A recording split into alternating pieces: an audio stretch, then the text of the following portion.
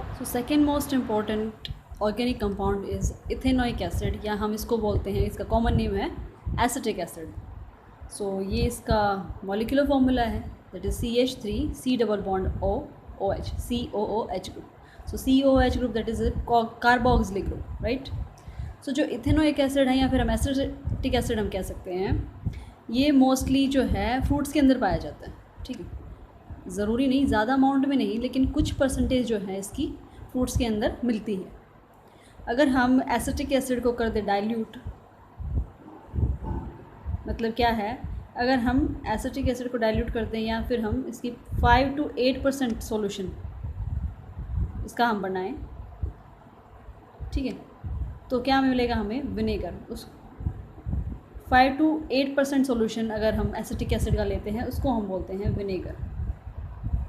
Vinegar या फिर सिरका। 5 to 8% सोल्यूशन का मतलब क्या है, मान लिया हमने क्या लिया, 100 ml सोल्यूशन बना रहे हैं, ठीक है। सो 100 ml सोल्यूशन के अंदर जिसमें से 5 ml तो क्या होगा अपना acetic acid, it is pure, and उसमें से 95 ml क्या होगा, वाटर, राइट। यही मतलब होता है 5%। सो 5% solution of acetic acid means उसके अंदर क्या होगा, 95 ml वाटर, और अगर हम 5 ml क्या लें एसिटिक एसिड, तो हमारा सोल्यूशन हो जाएगा 5% solution of acetic acid. In the sense हम कह सकते हैं कि डाइल्यूट अगर हम कर दें, बहुत ही एक्सट्रीमली डाइल्यूट अगर सोल्यूशन लेते हैं एसिटिक एसिड का, 5% बहुत ज़्यादा डाइल्यूट हो गया ना। सो अगर हम एक्सट्रीमली डाइल्यूट सोल्यूशन लेते हैं एसिटिक एसिड का, तो उस सोल्यूशन को हम बोलते हैं विनेगर। सो एसिटिक एसिड कंसनट्रेटेड फॉर्म में जो है वो इनटेक नहीं की जा सकती, उसको हम कंज्यूम नहीं कर सकते। सो विनेगर भी जैसे कि हम देखते हैं पिकल्स के अंदर या फिर बहुत सारी चीज़ों के अंदर, पनीर बनाना है तो उसको अगर मिल्क को पनीर के अंदर कन्वर्ट करना है तो भी विनेगर का यूज़ करते हैं, उसको प्रेसिपिटाइजेशन के लिए, मतलब उसको फाड़ने के लिए, ठीक है। तो विनेगर का बहुत ज़्यादा यूज़ है, बहुत ज़्यादा नहीं, मतलब बेसिकली हम यूज़ कर लेते हैं नॉर्मली, ठीक है। तो विनेगर जो है बहुत ही डाइल्यूट सॉल्यूशन है किसका, एसिटिक एसिड का। So acetic acid can not be consumed in its concentrated form, क्योंकि है तो ये एसिड ही ना, और एसिड जो है डेफिनेटली जो है नुकसान ही करती, मतलब वो दे कैन कॉज बर्न। तो अगर हम एसिटिक एसिड को कंसनट्रेटेड फॉर्म में अगर ले लेंगे, तो वो हमारी माउथ है उसके अंदर भी जो है नुकसान पहुंचाएगी, हार्मफुल होगी, और हमारी जो ट्रैकिया मतलब अंदर से जो फूड पाइप है वहाँ से जाते हुए भी ये उसको बर्न करते हुए जाएगी। So it can't be consumed in its concentrated state, so it has to be diluted, ठीक है। और dilute form of acetic acid is known as vinegar. Clear इतना। Now the preparation of ethanoic acid. So ethanoic acid की preparation कैसे करते हैं, ठीक है, उसकी केमिकल प्रॉपर्टीज़ क्या क्या हैं, फिजिकल प्रॉपर्टीज़ क्या क्या हैं, ये हम देखना है इसके अंदर, ठीक है। सो जितने भी ऑर्गेनिक कंपाउंड्स हैं, जैसे कि हमने अल्कोहल पढ़ा था और अब इथेनोइक एसिड पढ़ रहे हैं, तो इनके अंदर हमें क्या करना है, इनकी प्रिपरेशन, उसके बाद इनकी chemical and physical properties and application. So ये चीज़ें इनके अंदर लिखनी है, ठीक है। सो नाउ द प्रिपरेशन, इसको हम प्रिपेयर कैसे कर सकते हैं। अगर हम बात करें प्रिपरेशन की, तो इथेनोइक एसिड फंक्शनल ग्रुप ये दैट इज़ COOH ग्रुप, ये होता है इसके अंदर फंक्शनल ग्रुप। जितने भी कार्बोक्सिलिक एसिड्स हैं उनके अंदर फंक्शनल ग्रुप ये है COOH, ठीक है, जिसके अंदर कार्बन ऑक्सीजन के साथ डबल बॉन्ड के साथ भी है अटैच है, और एक सिंगल OH ग्रुप, ठीक है। सो इस अगर हमें एसिटिक एसिड उसकी प्रिपरेशन करनी है, इस अल्कोहल में क्या किया था हमने, क्लोज्ड कंटेनर के अंदर जो है फर्मेंटेशन की थी, क्यों, ताकि उसे ऑक्सीजन की सप्लाई कम मिले। लेकिन अगर तुम अल्कोहल का ऑक्सीडेशन कर दो, या फिर कहो कि ऑक्सीजन की सप्लाई कर दें, तो क्या होगा, अल्कोहल के अंदर क्या होता है, 1 OH group, and it will get oxidized to form COH। मतलब अल्कोहल्स को अगर हम ऑक्सीडाइज कर दें, ऑक्सीडेशन मतलब ऑक्सीजन का एडिशन कर दें, ठीक है, सो अगर हम अल्कोहल्स को ऑक्सीडाइज कर दें तो क्या किस में कन्वर्ट हो जाता है वो, कार्बोक्सिलिक ग्रुप में, राइट। सो कार्बोक्सिलिक एसिड हमें मिल जाएगा। और एसिटिक एसिड या फिर इथेनोइक एसिड है क्या, ये भी तो एक कार्बोक्सिलिक एसिड है जिसके अंदर 2 कार्बन एटम है, दैट इज इथ is used and oic acid is used for carboxylic group, that is COOH group, right. So preparation की अगर बात करें तो अगर हम अल्कोहल्स की ऑक्सीडेशन के थ्रू भी जो है हम इथेनोइक एसिड की प्रिपरेशन कर सकते हैं। सो वही हमें करना है। So it can be prepared from the oxidation of ethanol या फिर methanol. First one, we will take ethanol for the preparation of ethanoic acid. So from ethanol, ethanol क्या है, एक अल्कोहल ग्रुप है, राइट। इथेनॉल की अगर तुम structure की बात करो कुछ ऐसा सा होता है, इथ मीन्स 2 कार्बन, इथेनॉल और ये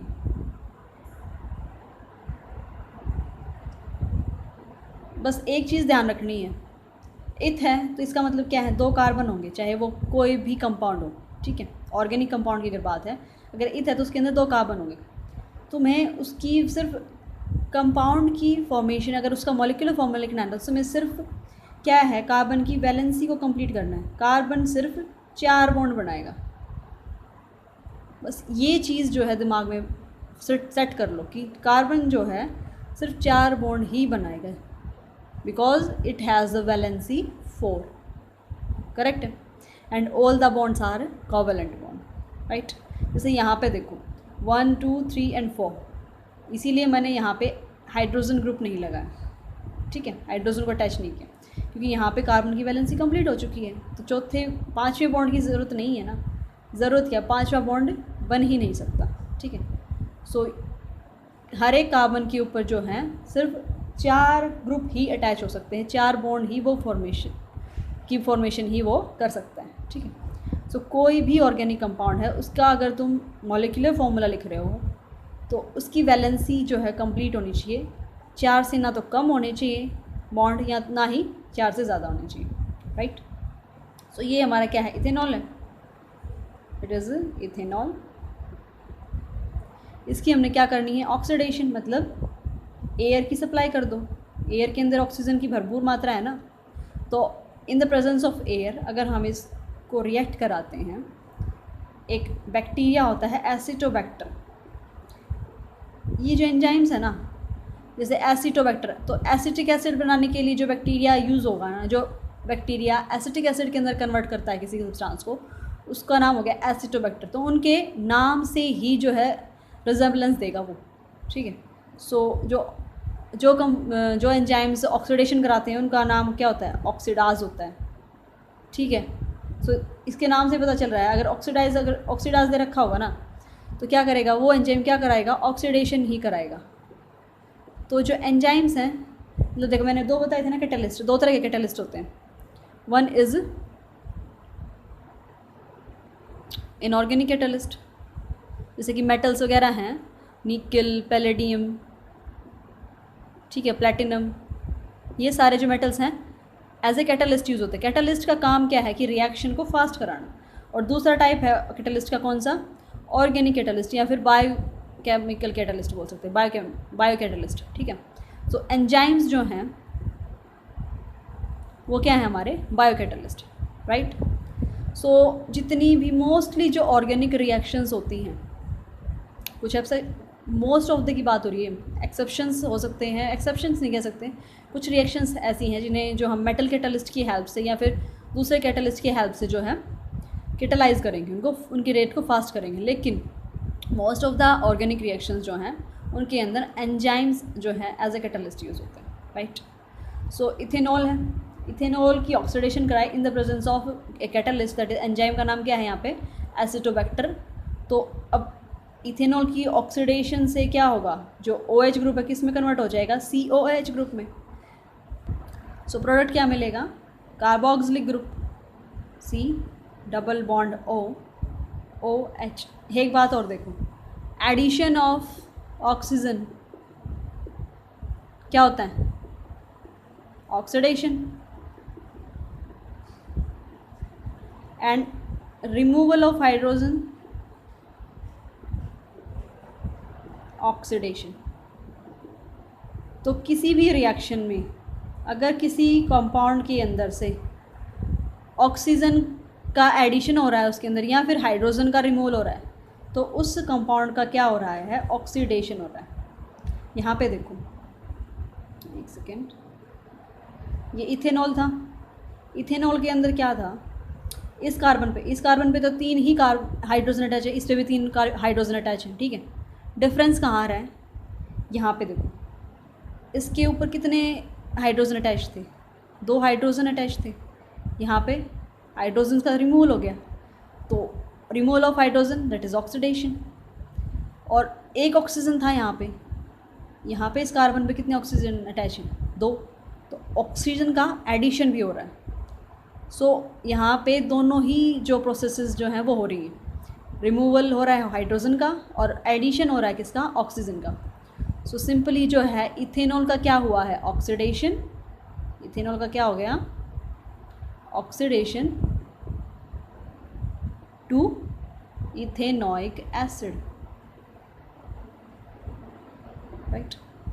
सो बाय यूजिंग एल्कोहल्स की ऑक्सीडेशन करके हम क्या है, इथेनोइक एसिड या फिर एसिटिक एसिड की फॉर्मेशन या फिर प्रिपरेशन कर सकते हैं। सेकंड जो है मिथेनॉल की यूज़, मिथेनॉल क्या है, वो भी तो एक अल्कोहल ग्रुप है। सो मिथेनॉल की हेल्प से जो है हम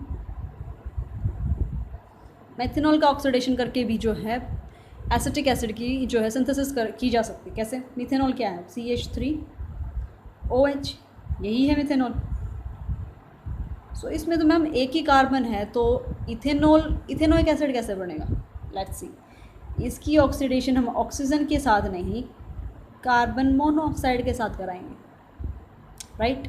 और यहाँ पे हम लेंगे मेटल कैटलिस्ट, रेडियम और आयोडीन, ये कैटलिस्ट लेंगे। सो ये किसके अंदर इसका ऑक्सीडेशन हो जाएगा और ये क्या बन जाएगा, इथेनोइक एसिड। क्या हुआ यहाँ पे जो कार्बन था वो यहाँ पे चला गया ना, और ये हमारा क्या हो गया, CH3COOH ग्रुप बन गया, दैट इज़ इथेनोइक एसिड जो है उसकी फॉर्मेशन हो गया। सो बेसिकली दो मेथड्स हमने डिस्कस किए प्रिपरेशन के लिए, यूजिंग इथेनॉल और methanol for the preparation of ethanoic acid. First में हमने ऑक्सीजन के साथ ऑक्सीडेशन कराया, सेकेंड में मिथेनॉल का ऑक्सीडेशन कराया with carbon monoxide.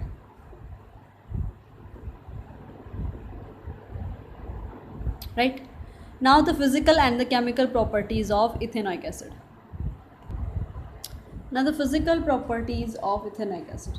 Physical properties की अगर बात करें तो ये कलरलेस लिक्विड होता है और जिसकी स्मेल है विनेगर लाइक। भाई विनेगर के अंदर एसिटिक एसिड ही होता है, तो उसको आप विनेगर लाइक स्मेल बोल दो या फिर एसिटिक एसिड लाइक स्मेल बोल दो, एक ही बात है, दे आर वाइस वर्सा, ठीक है। सो जो विनेगर की एक अलग सी जो आइडेंटिकल स्मेल है ना, उसको हम विनेगर स्मेल बोल देते हैं, क्योंकि विनेगर जो है कॉमनली यूज़ होता है, एसिटिक एसिड कॉमन यूज़ में नहीं आता, लैब्स में ही यूज़ होता है। सो इसीलिए हम बोलते हैं कि एसिटिक एसिड की विनेगर लाइक स्मेल होती है, but actually it is made up of acetic acid. Vinegar is made up of acetic acid, इसकी डाइल्यूट फॉर्म ही तो है, ठीक। And secondly it is miscible with liquid water. Water के बाद के अंदर मिसिबल का मतलब क्या है, ये उसके अंदर सोल्यूबल है, ठीक है।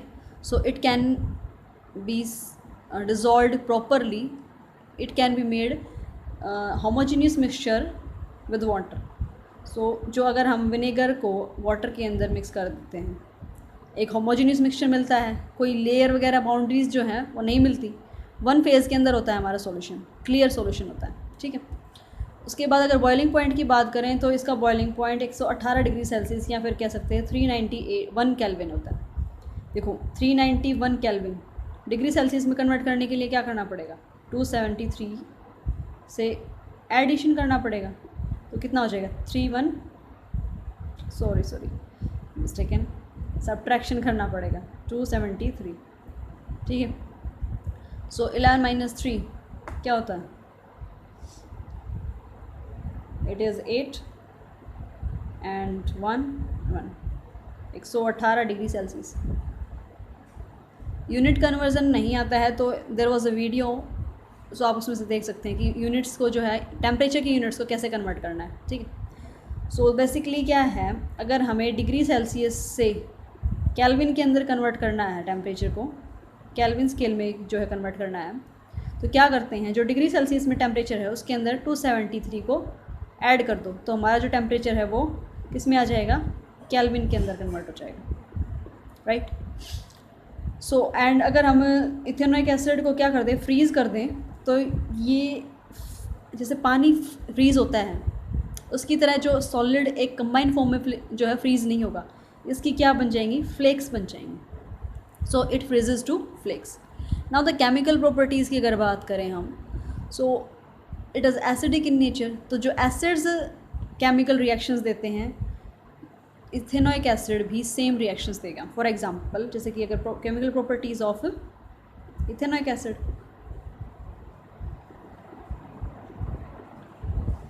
First it is an acidic in nature. So acidic nature होने के कारण जो एसिड्स रिएक्शंस देते हैं वही रिएक्शन इथेनोइक एसिड भी देगा, it is an acid.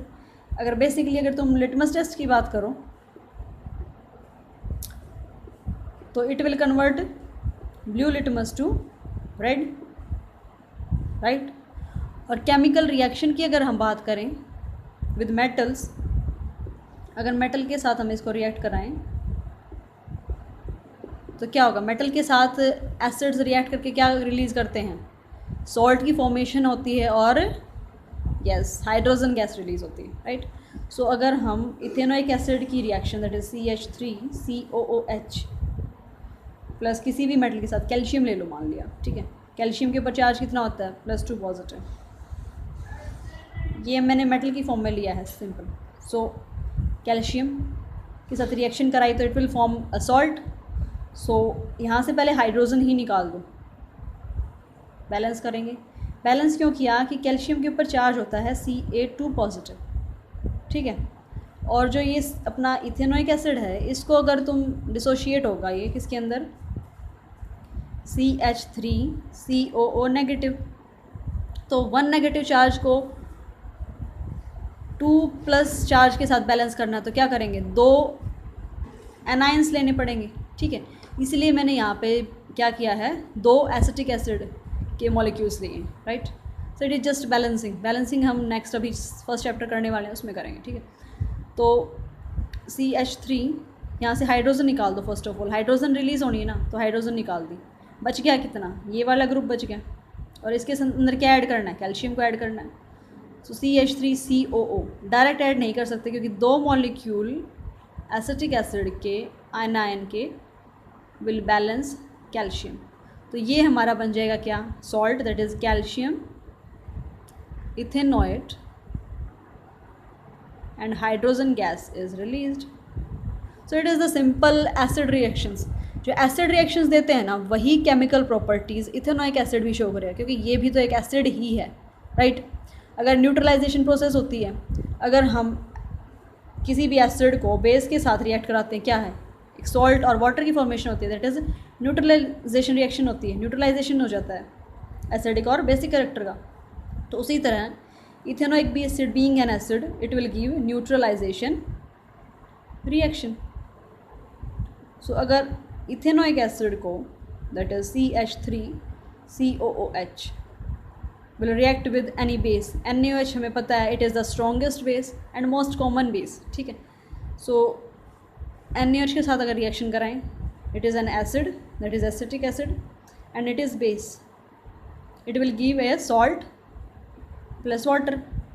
So water निकाल दो, बच गया कितना, वाटर ने कहाँ से निकलेगा, यहाँ से, ये वाला और ये, ठीक है। सो वाटर निकल गया, बच गया क्या, CH3 C double bond O लिख दो यहाँ पे, या फिर लिखो COO लिख दो यहाँ सिंपली, और Na, इन दोनों को कंबाइन कर दिया। वाटर निकलने के बाद जो कुछ भी बचा वो सॉल्ट होगा ना। सो जो भी रिएक्शंस यहाँ पे अलग से याद करने की ज़रूरत नहीं है, जो भी रिएक्शंस एसिड देते हैं ना वही रिएक्शन जो है एसिटिक एसिड भी देगा, क्योंकि ये भी एक एसिड है। सो सेम प्रॉपर्टीज़ जो हैं, सेम केमिकल प्रॉपर्टीज़ जो है इथेनोइक एसिड भी शो करेगा as like other acids, right. That is, it is acidic in nature, so that's why it convert blue litmus to red, and when it reacted with metals it will release hydrogen gas and a salt is formed, and also it will give neutralization reaction, that is when it is reacted with a base it will give salt and water, right.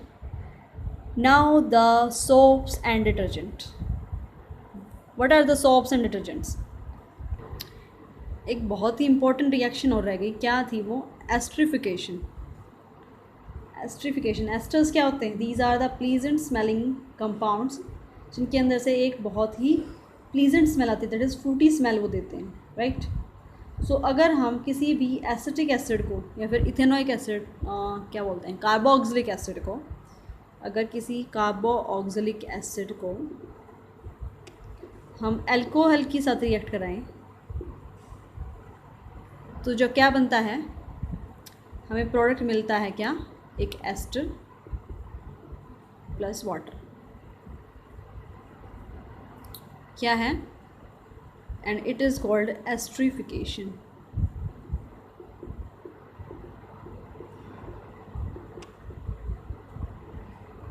मतलब अगर किसी भी carboxylic group को, that is COOH functional group जिसके अंदर लगा किसी organic compound के अंदर, दैट इज़ कार्बोक्सिलिक ग्रुप, और क्या है, किसी अल्कोहल फैमिली का कोई भी कंपाउंड है, उनकी अगर हम रिएक्शन कराते हैं तो एक एस्टर की फॉर्मेशन होती है plus water.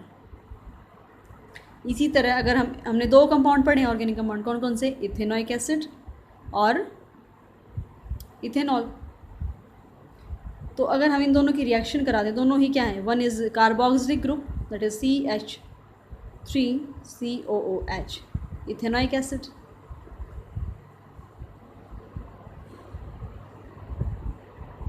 Plus alcohol, that is ethanol. इन दोनों की अगर तुम रिएक्शन करा दोगे तो क्या बनेगा? CH3CH2OH. It will give an ester, और एस्टर का जो फॉर्मूला वो क्या होता है?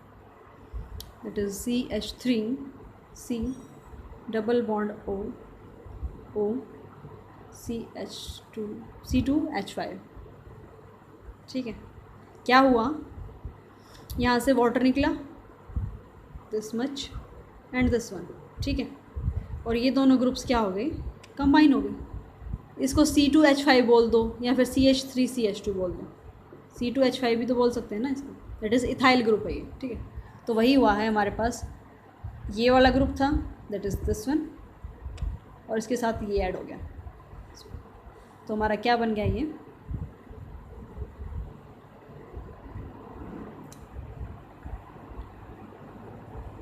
ये हो गया हमारा एक एस्टर बन गया, दैट इज़ इथाइल इथेनोइट. ये इथाइल ग्रुप है, ठीक है. So ethyl ethanoate and it is an ester, और एस्टर की फॉर्मेशन हो रही है, इसीलिए इस रिएक्शन को बोलते हैं हम एस्ट्रिफिकेशन, ठीक है. सो अगर हम किसी भी कार्बोक्सिलिक एसिड को अल्कोहल के साथ रिएक्ट कराते हैं तो एस्टर की फॉर्मेशन होती है और प्लस वाटर, राइट. और ये रिएक्शन जो है जो हमारे कार्बोक्सिलिक एसिड्स हैं या फिर अल्कोहल्स हैं, उनकी टेस्टिंग के लिए भी यूज़ हो सकती है. क्यों? उसको बोलते हैं esterification test. So how to test ethanoic acid? First of all, by esterification reaction, that is esterification test. So using esterification test we can test whether our given solution compound is an ethanoic acid or not. क्या होगा अगर हम किसी भी carboxylic group को, मैं सिर्फ functional group लिख रही हूँ यहाँ पे, ठीक है, अगर किसी अल्कोहल के साथ रिएक्ट कराओगे क्या बनता है? एक एस्टर बनता है, और एस्टर की क्या होती है? एक फ्रूटी स्मेल होती है, या फिर हम कह सकते हैं एक प्लीजेंट स्मेल जो है वो देते हैं, ठीक है. सो अगर हम उस सॉल्यूशन के अंदर ये फिज़िकली जो आइडेंटिफिकेशन हो सकती है ना, प्रिलिमिनरी टेस्ट बोलते हैं, मतलब जिससे हम सिर्फ आइडिया लगा सकते हैं कि हाँ हमारा ये जो कंपाउंड गिवन है वो एसिटिक एसिड हो सकता है या नहीं हो सकता, ठीक है। तो अगर उस सॉल्यूशन के अंदर से कोई फ्रूटी स्मेल या फिर प्लीजेंट स्मेल आ रही है तो हमें क्या आइडिया हो जाएगा कि जो हमारा कंपाउंड है, देखो अल्कोहल के साथ रिएक्ट कराना है, मतलब क्या है, अल्कोहल तो हमने उस बोतल से लिया ही है जिसके ऊपर लिखा था कि इथेनॉल, ठीक है। मतलब हमें पता है कि जो हमने दूसरा सब्सटेंस के अंदर ऐड किया है वो इथेनॉल है, दैट इज़ वो एक अल्कोहल है। और हमें एक क्या बोलते हैं, टेस्ट ट्यूब के अंदर क्या गिवन है, कोई भी अननोन सॉल्यूशन गिवन है, और हमें चेक करना है क्या कि वो जो है कार्बोक्सिलिक ग्रुप है या नहीं है। तो क्या करेंगे, इस जो हमारा अननोन सब्सटेंस है, अननोन कंपाउंड है, इसको हम किसके साथ रिएक्ट कराएंगे, अल्कोहल के साथ रिएक्ट कराएंगे, ठीक है। तो अगर अब इसको अच्छे से स्टिर करेंगे, मिक्स करेंगे। अब अगर हमें क्या है, एक फ्रूटी स्मेल या फिर प्लीजेंट स्मेल मिल रही है, ठीक है, इसको स्मेल करने की कोशिश करेंगे, तो क्या है, ये फिक्स हो जाता है कि हमारा जो एस्टर की फॉर्मेशन हो रही है और एस्टरिफिकेशन हो रहा है कि, तो इससे इसका मतलब क्या है कि अल्कोहल के साथ हमने जिसको रिएक्ट कराया था वो क्या है, एक कार्बोक्सिलिक ग्रुप। और similarly alcohols can be test, ठीक है। So this is called esterification test. And first one is that is litmus test है। सो बीइंग एन एसिड, अगर हम लिटमस पेपर को ये क्या कर देता है, ब्लू टू रेड, तो क्या है, ये कंफर्म हो जाएगा क्या है, ये एक एसिटिक एसिड, मतलब बीइंग एन एसिड ही तो ये एसिड ही है, ठीक है। So by using litmus test,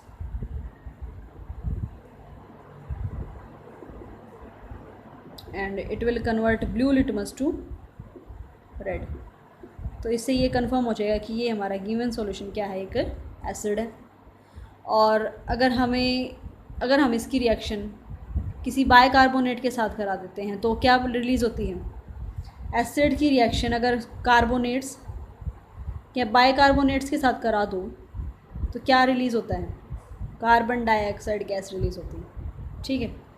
और कार्बन डाइऑक्साइड गैस रिलीज़ हो रही है, ये कैसे चेक करते हैं, हम स्लेक्ड लाइम के अंदर से पास करते हैं, दैट इज़ लाइम सॉल्यूशन के अंदर से पास करेंगे।